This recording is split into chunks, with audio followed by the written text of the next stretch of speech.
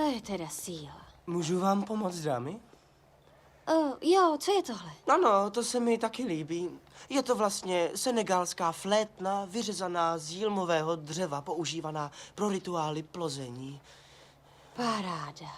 Jo, a sem si můžete dát trávu.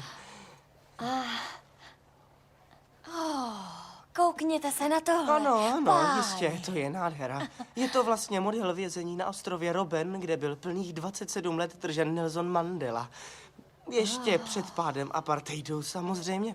Představte si, že když ho pustili, vůbec ho nezžírala nenávist. A stal se prezidentem Jižní Afriky, tedy až poté, co ho osvobodili, pochopitelně. Bomba. Teda nevím, jestli jsem vám to říkal, ale sem si můžete dát trávu. Ty je bezvá. Nemyslíte? Jestli se budete chtít ještě na něco zeptat, budu spát vzadu. Takže zatím. Dobrá, díky. Vlastně vzadu je tamhle. Když to vidím, jsem hrdá, že jsem Afroameričanka. Link, prošla si kolem mého studia a vůbec si mi neřekla ahoj. Ahoj, mami. Pás zlato. Falešný perly. Je.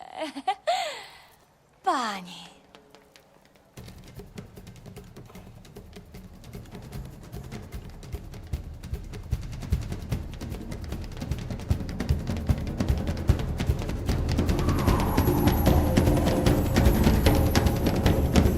Přestaň vláčet do těch bubnů.